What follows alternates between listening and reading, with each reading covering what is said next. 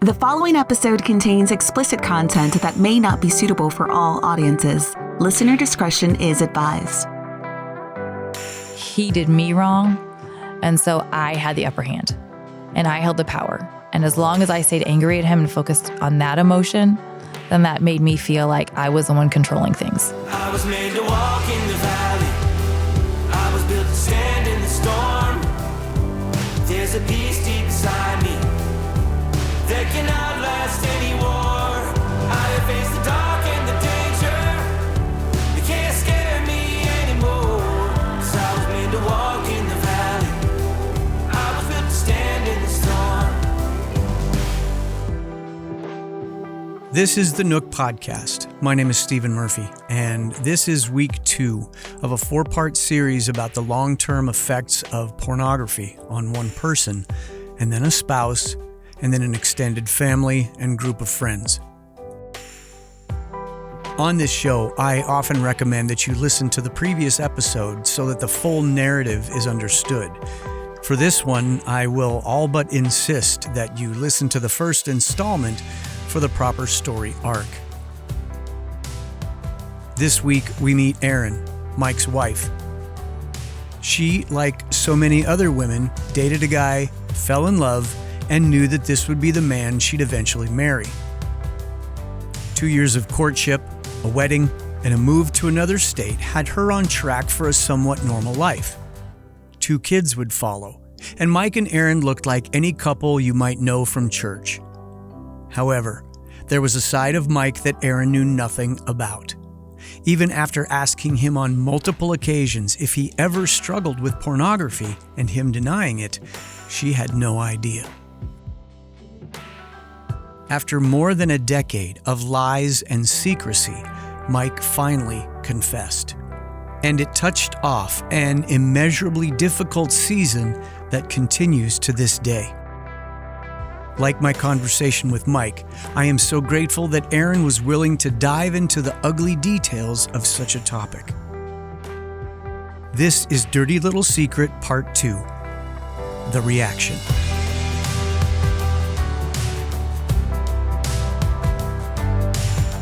The dating begins. Yep. Long distance. Yeah, and it was special because he would drive in from Missouri to Oklahoma every 2 weeks, so that's about 6 hours, and he stayed at my parents' house. So I had a roommate in an apartment, and he would stay at my parents' house. So all those weekends he would come to see me. He was developing this really great relationship with my parents. Oh, that's cool. Yeah. So that's been a really great foundation for us, even to this day. But yeah, I would imagine that's got to be still paying dividends. Absolutely. All that dating was obviously the distance has its challenges, but would you call all that pretty normal? Yeah, normal for long distance dating. Yeah, and it was fast. I mean, we dated for 11 months, and I would say pretty early on we knew that this is what we wanted. And so Mike was much more quick to commit to that. I was not quite ready to give up that independence yet, but we both knew early on, you know the dumb saying, if you know, you know. Sure. Like it's true. It was your destiny. Yeah, it was. This is the man for you. So you guys get married. Well, you got engaged 11 months. Mm-hmm. After 11 months of dating. How long was the engagement? 9 months. Okay. You have a wedding, yep. And life begins for Mike and Erin. Mm-hmm. All that normal stuff of sharing a place with this spouse of yours now, and who squeezes the toothpaste from where, and all those fun things little are idiosyncrasies. Fun. Oh, yeah, sure. we didn't have any major fights about like, why don't you pick your towel up after you use it, or why those don't go there, those go here. It was actually just really fun, and we have fun memories of like, we didn't cook a lot because it was the two of us, so we'd go out to eat a lot and just we watched a lot of movies, and it was just a really fun, special time between the two of us. Yeah. How long before kids started entering the picture then? It was about 5 years, and that was a journey. We started trying after 3 years, and it wasn't happening. So that was quite a roller coaster of emotions for both of us, and we both wanted kids terribly, but it took some time. So that's a journey in and of itself. Sure. 1 baby and then 2. And then 2. And how old are they now? That was good math, too, by the way. Thanks. Yeah, you're welcome. They are 6 and 8. 6 and 8. Yeah. And it was decided that was going to be it for the children's? Yep. Okay. Which is funny. Mike wanted 4 before he got married. Wow. And then we had 1. Then he stopped saying that. and then we knew we wanted a second one, and then we never talked about that ever again. Just a big talker until he's actually put into action of Yes, changing diapers. And they're a lot of work. They need stuff all the time. to dive into this topic, you had asked Mike a handful of times, a couple of times, whether or not he had ever struggled with any kind of pornography. And he just declined? Yeah, I would say I asked him. I can't remember all the specifics. I'm sure I asked him before we got married. Then just a sprinkle throughout our relationship, our marriage relationship, because so many other people do. So I just thought it was crazy that I got the one man who didn't. But he would always respond with, no, it's just never been an issue for me. So those are just kind of random questionings? Like random drug testing? Yeah, basically. But I never wanted to push, probably because I never really wanted to know the actual answer. So I grew up in a church where we talked a lot about struggles that men have. And it was a really big part of how we grew up in the youth group. And so, you know, your tank top has to be at least 3 fingers wide. Your shorts have to be so long. And here's the reasons why. So I had a good understanding of like how the enemy tempts men. And so that part didn't scare me about it. But I knew if I pushed him too much and I heard the truth, that's like a whole other thing you have to work through. One of the really interesting elements to me is this teaching from Mike Todd. Is Mike Todd somebody that you just knew of from Oklahoma, somebody that you had listened to before? I mean, first of all, that's a pretty hardcore message from a pastor to be so open about his own struggles. How did you even come across that teaching specifically? You do hear, to your point, lots of pastors will speak about the topic of pornography, but very much this is an issue, generically speaking, but never one that they so clearly connected to their own issues and their own personal struggle. So that was really appealing in that message. But anyways, I knew of him because his church had grown so rapidly. Yeah. And so I had a lot of friends who liked him. So I had started listening to him separately from this topic. So I was familiar with him. I had already followed his podcasts. Okay. So I saw this one pop up when I was traveling. So I thought, well, sure. I mean, I got 2 hours to kill on a plane. I'll listen to a porn podcast. I'm sorry, a struggle with pornography podcast. Right. Those are very different. It's good to clear that up. Make that clear. I don't know how granular I'll get about this, but you talked about the random questioning him previously. Was there anything specific about that podcast that you thought, I'm just going to throw it past him again? I honestly, looking back, I think it was the Holy Spirit. We have a son, so I know I'm not naive enough to think that he won't ever deal with this. You know, I know very well that this is something we'll have to have a conversation with him about. So if nothing else, I wanted to talk to Mike about how we'll handle that one day, because he's not that far off from to start talking about that kind of stuff. And so I thought that was kind of my in. Like, here's a great way to broach this topic with Mike where it doesn't feel like I am assuming anything of him. My motives were pure. I really did want to have a conversation about our son. But I think it must have been the Holy Spirit in that season that kind of prompted me to push a little bit on that. Right. And in the past, he must not have been ready, but it was in 2020 and it was August of that year. And so everybody was, all of our worlds were upside down. Yeah. And I think we were all coming to lots of different truths we had never been faced with before. Sure. So maybe this was the time Mike's heart was in a better place to have an honest conversation. So then when you did ask him, did his answer, rather than making assumptions, he answers you in the affirmative when you asked him about listening to that podcast and whether or not he's dealing with any of that. What happened for you? It was like a surreal moment. It was as if I was watching myself experience this. I'm at our island and he is sitting on our stairs. And so we're just chatting about how we heard this podcast. I was asking him what he thought about it. And again, I think it was the Holy Spirit pushing me to ask him again. I said, have you really never struggled with this, or have you ever struggled with pornography? And he paused and like his head just sunk. And he said, actually, I have. And in that moment, it's like everything paused for a second, because that was not the story that I'd heard for 13 years. So I had to, I don't know, it was kind of a slow motion moment for me, because I'm watching his face and he's like breaking right before my eyes. And at the same time, as this weight is coming off of him and his truth is being exposed, I am drowning. And I remember thinking, be really careful, Erin, how you respond to him in this moment. Like that, like again, there was the Holy Spirit was all over this. That's an amazing detail right there. Yeah. Yeah, it is.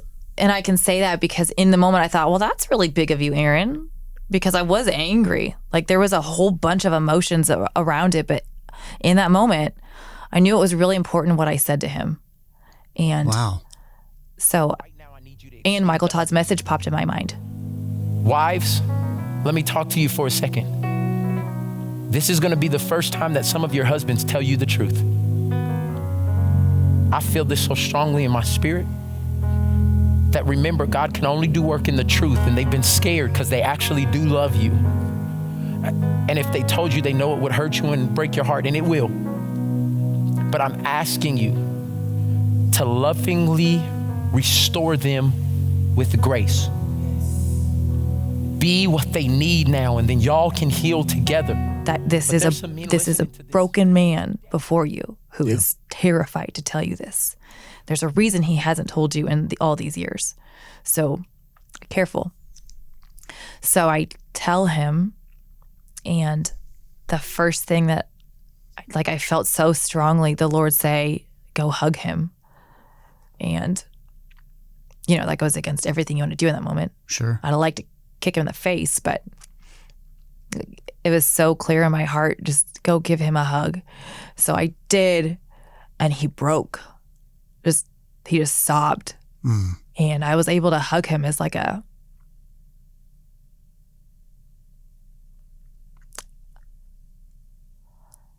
I knew my job in that moment was really important. My job was to show him the love of Jesus. Yeah. And show him grace and mercy. And that didn't discount all the other junk that I now have to walk through. But in that moment, I had got the opportunity to be Jesus to him and hold him in his brokenness. You said time stood still. Did that just crazy feel like an eternity in that moment? And as you're trying to manage all of your own emotions and reactions, even for that matter? Yeah. And our kids were upstairs. So they were awake. It was like the middle of the day. So they were upstairs playing. And I tell you, God was all over this because they didn't come downstairs. And kids, if both the parents are talking, they want to be right there. Yeah. They got stuff they need.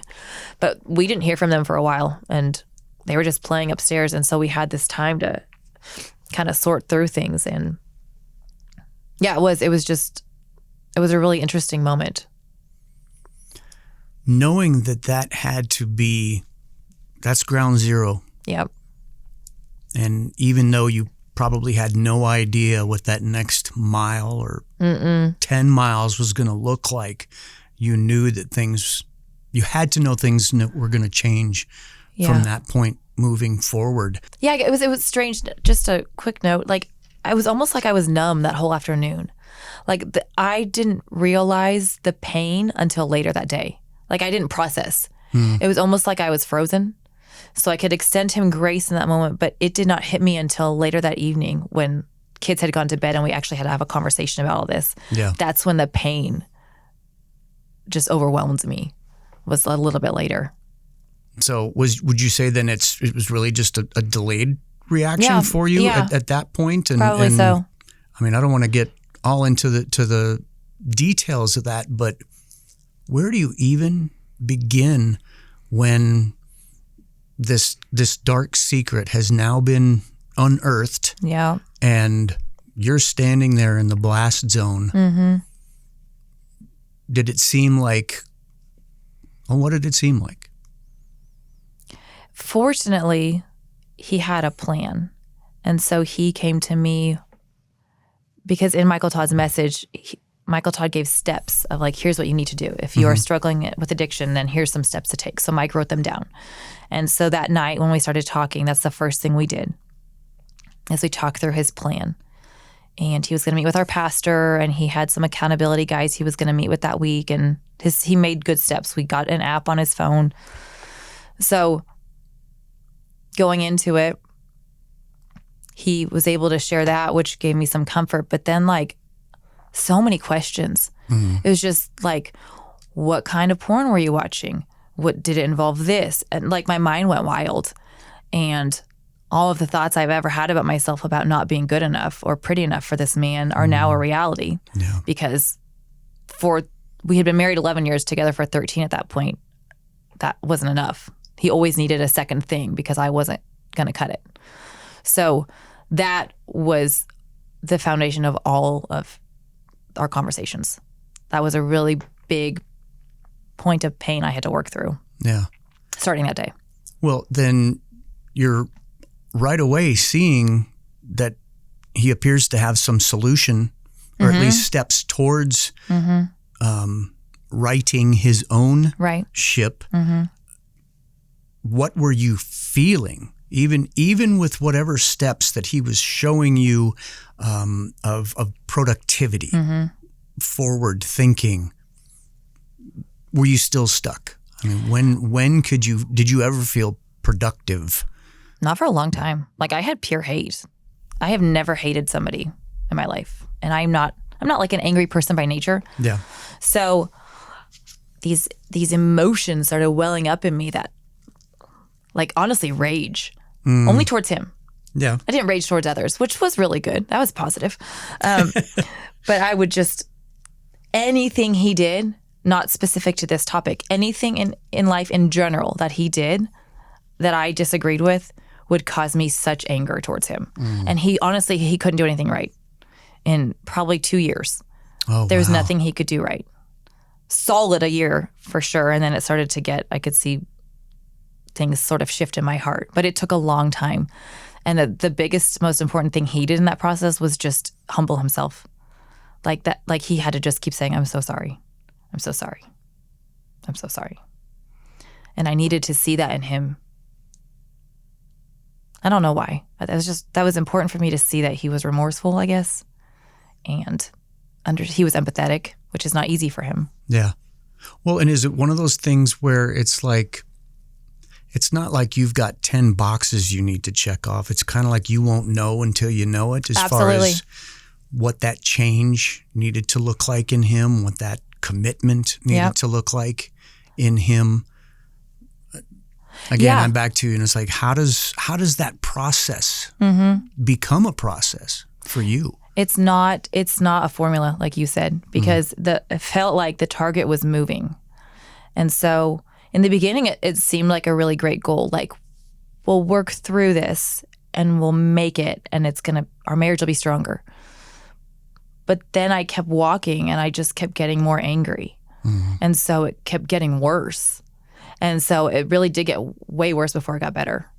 And we, through counseling, I mean, it was counseling in Jesus that we made it, but we would untether all these different things that he had been through in his life and things that we had been through together.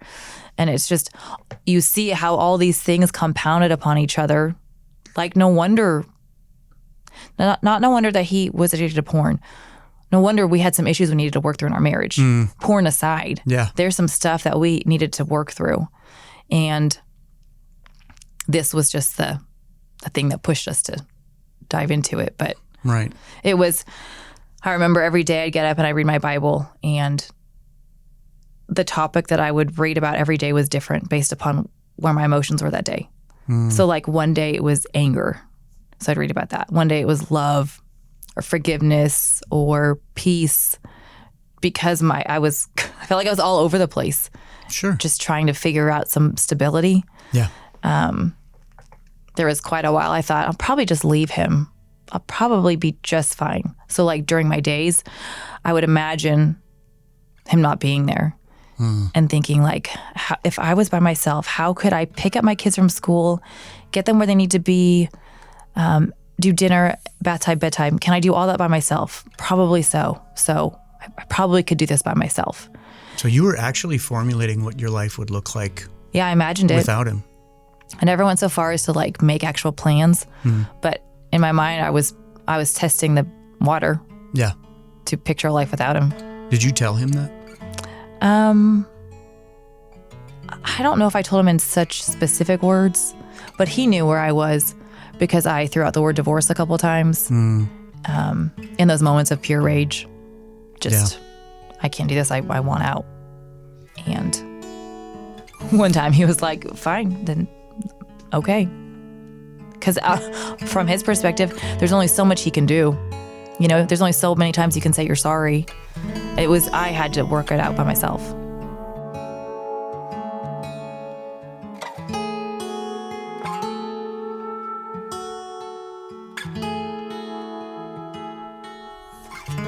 Backtracking just a little bit, based on what you're talking about now, you're vacillating in and out of rage. You're still dealing with anger and hurt, and well, we can nutshell all this together as pretty negative emotions. Yeah.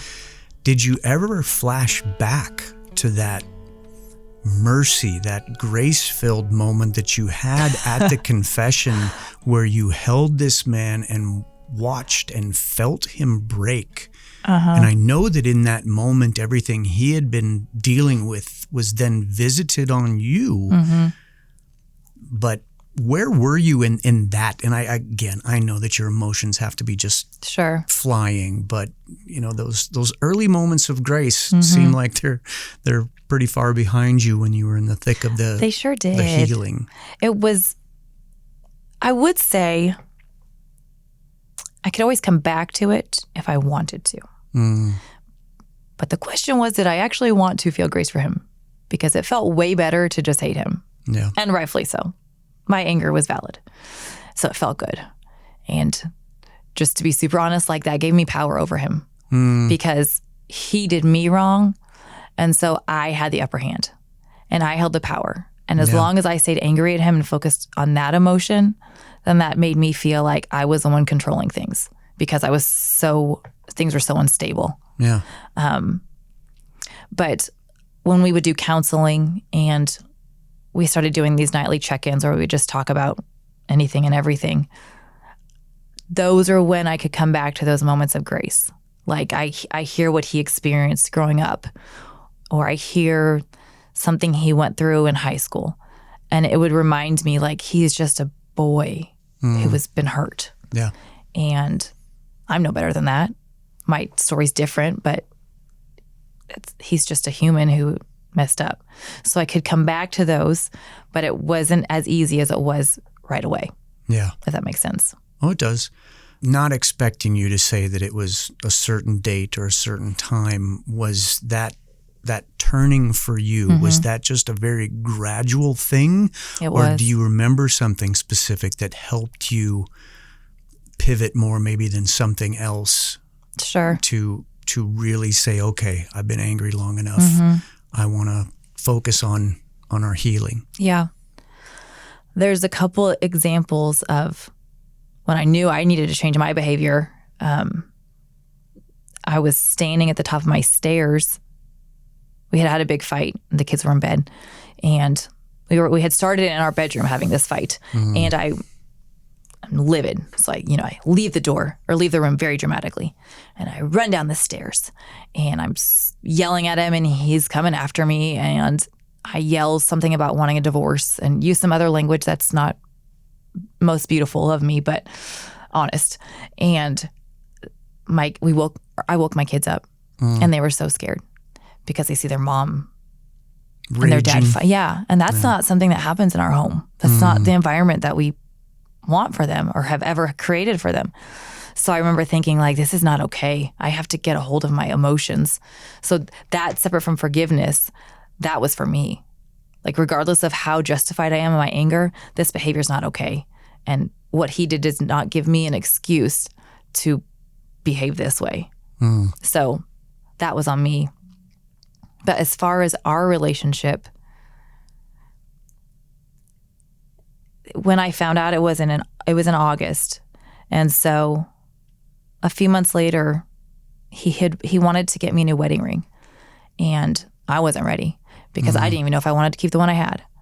And so I told him, no, I don't want it. I'm not ready to receive that from you. If ever that happens, I will not accept that until I know that this is something I want to stick out. And so he waited. And so for our 1 year anniversary, or not a 1 year anniversary, our anniversary the following year, he said it again. He said, I would really like to get you a new wedding ring. And I felt like the Holy Spirit said, you got to commit one way or another. Like I was towing the line on both sides. Am I going to stay or am I going to leave? I guess they gave me the power. Right. And I didn't know. I didn't know what I wanted. But I knew I needed to pick a side and then I needed to commit. Yeah. And so I said, okay, let's do that. So we went and we picked out a ring, and it was beautiful, and it is beautiful. And in the store, I remember feeling like this is not okay to get something for myself like this. And I just remember God speaking so clear to me, like, this is okay. This is a gift. Let him give this to you. Let him do this for you as an act of his love for you, and just receive. Yeah. Just receive this. And so I did, and we renewed our vows that year because I needed to renew my vows. I needed to say out loud, I choose you. I commit to you. This sucked, but I will keep fighting. Yeah. You mentioned an anniversary. He had said something about how when he's marked the day very clearly in August that you just mentioned, and he was very happy when he hit the 1 year mark, and he said something to you. You didn't receive it so well.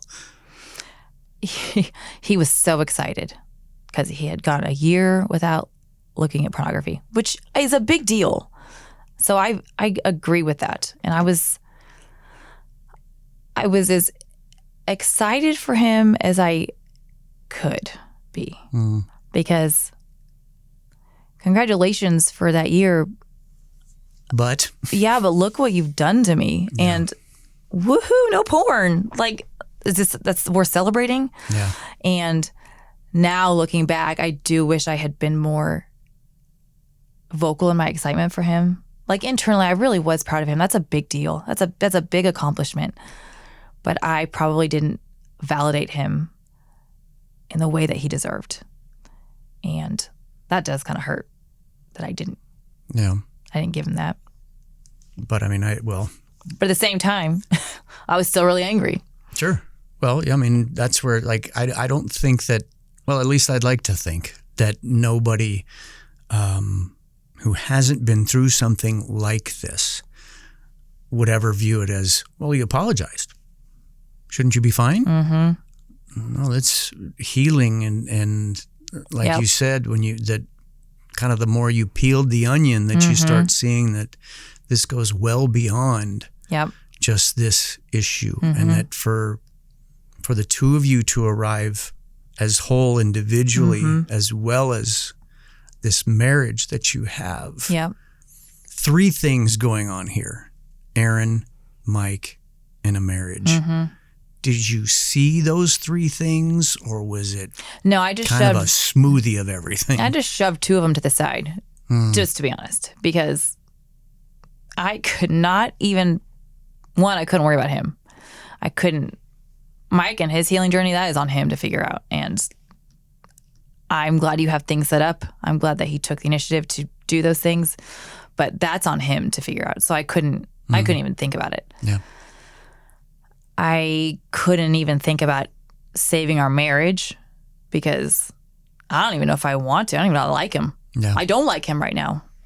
think I maybe still love him, but I can't even fathom saving anything right now. I don't even want to be in the same room as him. So for a while, I focused on me and what do I need right now? Yeah. And a lot of that was time with the Lord. And it's an interesting question because Mike and I spent so much time together after it happened. Like we handled it right. So every night we were spending time together and we were talking, and I would ask him lots of hard questions every night and he would answer them. And we were lots of communicating. So that was really good. And I felt like it was growing our relationship. But at the same time, I was still so angry. So there's this really like interesting dichotomy of all of these pieces that were working simultaneously. And it was like, what I picture in my mind is like the pedal and the gas. And he and I were like not moving at the same pace. And so I would speed up like, okay, I'm getting some momentum. We can keep going. And then I would slam the brakes on because I'd have a question or I'd get mad about something. And so Mike's probably like just treading along at a good speed because he's free now and he's feeling great. And so he thinks I'm right next to him. And I stopped a mile ago in my anger. So it was just a really interesting process. Well, and I'm even thinking this is a time when we were all cocooned. Oh, but it was terrible. How did that even... how does that factor in when you had to feel like, I can't even escape this? I'm stuck in this house. Do you know what I had to do? That man got COVID in October. So I found out in August. So October, he gets sick. So I shove him in our bedroom. And he was quarantined for like 10 days at that point. I would not let him out. Like, I'd wear a mask or whatever in our house. I don't care. You are not leaving that bedroom. Which was great. At the same time, though, I had to take care of him. So, like, I had to feed him. I had to serve him. And he was like, can I have some water? You will get water when I have time to get you water. Hey, could I get a snack? No, I'm sorry. I'm feeding the kids now. You can have a snack later. Wow. But I had to serve him at a time when I hated him. Say with gritted teeth. It was terrible. It was terrible. But there was probably something in that. Well, he didn't share that, so I'm wondering what it's like on his side, where it's like, do I dare even ask? But I'm parched. I'm so thirsty. I'm sick, Erin. I just like a little water. Yeah.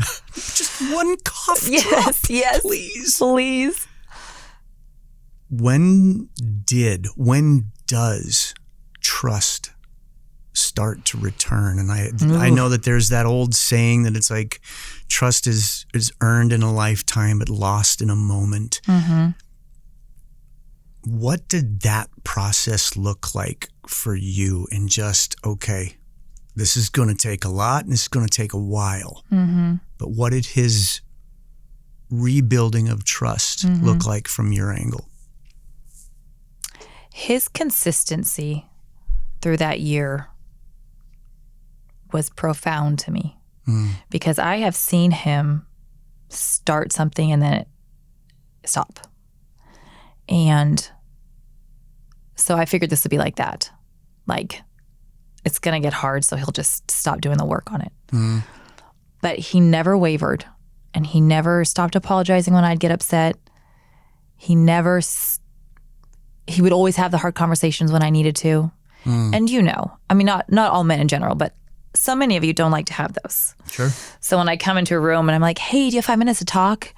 His eyes usually are like, oh no. Every man loves that sentence. Hey, I just need 5 minutes. No, I think it's worse when you go, we need to talk. That's never like, I got you an ice cream sundae. No. Nothing good follows those words. No. Never. Usually tears and anger. Yes. For hours. For hours. Yeah, usually I say 5 minutes just to make him sit down. But yeah, it was a sucker. Yeah, solid hours. He would do it. He would have those conversations. And so I wouldn't say like right after that conversation I felt trust, but it was a process of time that as my heart was beginning to heal and I was being reminded of who I am apart from Mike, that I'd say the walls started coming down and I began to let him in a little bit more. And I think that consistency was really important to me. I needed to know that I was more important than what he had seen. Right. Or our marriage was worth the embarrassment he felt and the work he had to do. Yeah. That I deserved that. And he showed that to me by the work he put in. So I was never one to ask him to see his phone every day after we found out. To be honest, I don't want to control him, and I'm not his babysitter. Yeah. And I refuse to become anxious about what he's looking at. Like, that's between him and God and his accountability friends. And I'm going to let them ask him the hard questions. And I'll check in with him even now. I'll ask him occasionally, how you doing? And he knows what that means. Mm-hmm. Yeah. Mm-hmm. I used to be really awkward about it. Like, how you doing? You struggling with porn? Like, you got to throw a little tune behind it. You know, like looking at ladies. But so I'll check in with him because I want to be there for him. But at the same time, I don't want to be the one who's babysitting him. Yeah. And I'll get in my head too much. Sure. So I kind of had to just let that go and focus on the other part of our relationship. So I feel like this may be slightly unfair to just go at this next thing here with the generality of two boxes. I appreciate the warning, though. Two camps, if you will. Okay. Women who have been through this, women might be right in the middle of it, Mm-hmm. even on the cusp of it, that there's that fork in the road. Mm-hmm. I could go completely berserk here and rip this man to shreds, Mm-hmm. pack my stuff, my kids, my life, and leave and never speak to him again. That's that extreme. Mm-hmm. Then there's the other extreme of, this sucks. Yep. And it's probably going to suck for a little while. Mm-hmm. But I'm going to stay. We're going to work. Yep. It's going to be hard. Some good days, some bad days. Were you vacillating between those two camps? Yes. 100%. And honestly, it was a daily. Is vacillation a word? I believe so. Facilitating. Constantly shifting. Yes.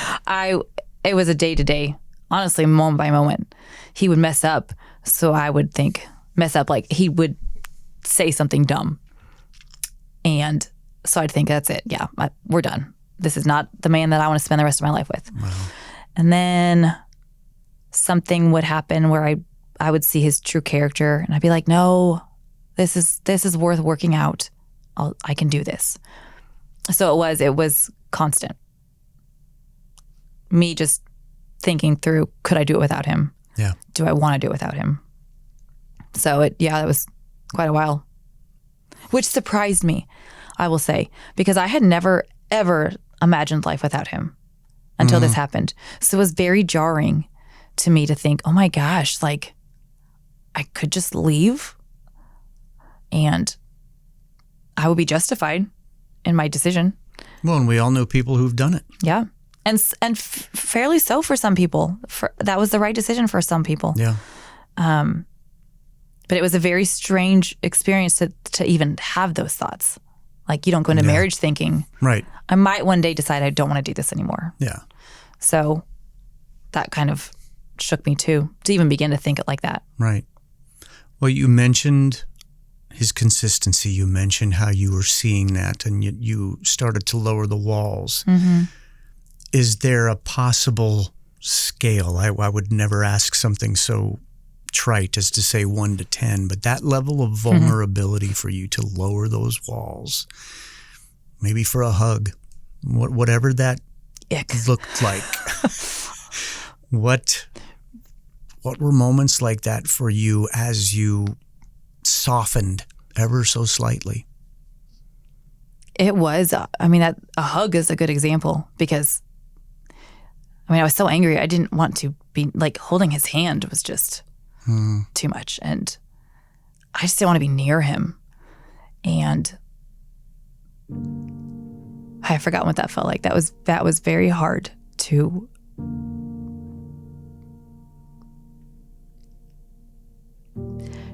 not, this person I've been married to for 10, 11 years at that point felt like a stranger to me. Because I didn't know him, because I had been lied to for all those years. So I don't know him, and I don't want to be near him, and I don't touch me. That was interesting too. That was an interesting process, because some days I could feel like God was really working in my heart, and I would feel like there's the little boy who's in pain. There's my empathy. So I'll hold his hand, or I'll sit close to him on the couch, which meant so much to him. And then other times, like, get me away. I don't even be in the same room as you. Yeah. So which was probably so confusing to him. But it was just a constantly moving Right. journey. So is it fair to say that at that point, or at least close to points like that you started to feel safe again, or safe enough to at least, it's kind of like throw the guy a bone every once in a while? Yeah. When it's something Sure. as simple as just sitting next to him on the couch, means the world. Yeah, through the work we did in counseling, and I went to a couple sessions by myself, if I was going to stay, like, there's work that I had to do. And so I had to put effort into reaching out. The poor man can only work so hard for so long without me meeting him, not even halfway. I just needed to meet him like a couple feet. Yeah. And it was one of the sessions I did by myself. My counselor had me write down. She said, because I told her, I hate him. I'm so angry. Can't get past it. And she said, write a letter to him and write down everything that you hate about him. Just brutally honest. Write it all down. Don't give it to him. That was going to be my follow-up question. No, That's good to know. Don't give it to him, because then we probably wouldn't still be married. It was a very hate-filled letter. But the process of writing it down was so therapeutic, because it got all these thoughts in my head of, and our minds go wild. And sure. You start writing 50 subplots. Yes. And, Yes, I would go wild in all the different directions of why I was angry and what could happen and what if I am not married to him and all these different things. So to take a minute and just write down what was happening in my mind, it kind of helped me clear like the path for truth and kind of cleansed things out a bit. And that was probably a really big step, honestly. Very cathartic for you. It was very cathartic. Yeah, and at that point, because the counselor was like, he did you wrong and you don't have to stay. And almost as if she was pushing me away from him. And something in me did not like that. And I became very protective of him. And I thought, no, this is a good man. And these are the reasons I picked him. And so probably God walked me on this journey of, are those things from your beginning of your relationship, are those still things true today? The reasons why you married him?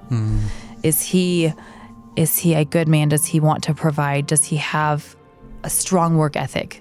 Is he a man of character and integrity? Minus this lying piece of the puzzle. But otherwise in his life, integrity is really important to him. Is he a great dad? So I see all these things of who he is, and that's not changed. He has made a very big mistake, but the heart of who he is the same. And so that was part of my healing journey, was remembering who it was that I married and seeing that he's still the same guy. Now he's just more free. Maybe I'll get to know the real Mike. Yeah. Regardless of the level of pain and betrayal and every, there's so many words that you could attach. Would you go through it again to get where you are now? Or is it still so new, or at least recent? Is that even a fair question? Just knowing what you've been through, but you're into reaping now. I don't know that it is a fair question, but it's a really good one. That was a really good question. I would say that, it was so painful.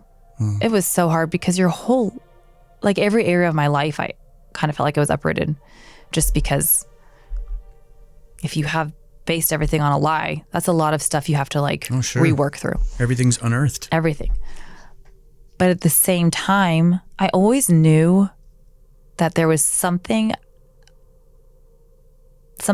keeping Mike from being fully himself with me. Isn't that interesting? Yeah. And I didn't know what it was. I could have guessed it was porn, but I didn't know. I trusted him. So I just knew that he wasn't fully himself with me. So through this process, yeah, I would do it again. I would, because it's to be on the other side of it. There's so much good that's come from it, but gosh, that's hard to painful imagine. to think about. I'm sure. Yeah. And nothing you would ever wish on anybody. One interesting element of all of this is how we've all been in a church service where somebody is having a miraculous moment of, man, I was a 30-year drunk. God's delivered me. Drugs. I mean, there's any number of things, and you get lauded for that. This whole porn thing is still hush hush. You mentioned how pastors will talk about it, but not exactly own up to it. Have you figured out a way to have celebration, to have victory, seeing where Mike has come from to where he is now? Such a good question. Another really great question. I want to shout from the rooftops our story and tell everybody, because that's me. And like, I've seen God do a miracle in our relationship. So I want to tell everybody, porn sucks, but there's healing and restoration from it. And Mike is not me, so he's not quite as apt to share his story. Demonstrative. Yes. But him sharing with you is so huge for him. I'm so proud of him. And we've had so many conversations about how after all this happened, I remember going to church the next Sunday looking around like, all these men are probably going home and they're probably all going to watch porn. And so all men looked different to me after that because I saw the brokenness of humanity, basically. Yeah. And then I felt so sad for them because they're scared to tell their wives, and there's not freedom. And you got a bunch of hurt people in the church who don't know what to do with their hurt, and they're afraid to say anything. Well, and we've all got to keep our appearances up and absolutely paste on the smile. Absolutely. Because every single person out there is struggling. Whether it's this or something else, we're all broken. Yeah. And God is so much bigger than that. And he sees them in their hurt, and he has hope and a future for them. And this does not define them. Their marriages that are out there that are not defined by this situation, but what does God have for them when they're honest and open? Yeah. There's such freedom there.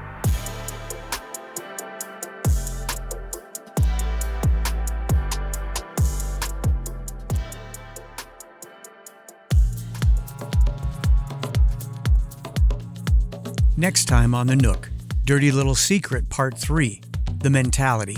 Silence and shame, I think, are two of the driving factors. You know, one of the phrases I'll use, I say, I believe that one of Satan's master strategies is to infect everyone with the same disease and then somehow convince them that their version of it makes them uniquely bad. Special guest Nick Stumbo joins me to discuss some of the psychological aspects of someone dealing with unhealthy sexual habits like addiction to pornography. Nick is the executive director of Pure Desire, a ministry whose mission is to provide a safe place to find hope and healing from the effects of sexual brokenness. And then we've all experienced some kind of brokenness, some kind of sin in our sexuality, whether things done to us or things done against us. And that means we are all, every single one of us, in need of the work of Christ in our life to understand, how do I heal and grow in the area of my sexuality?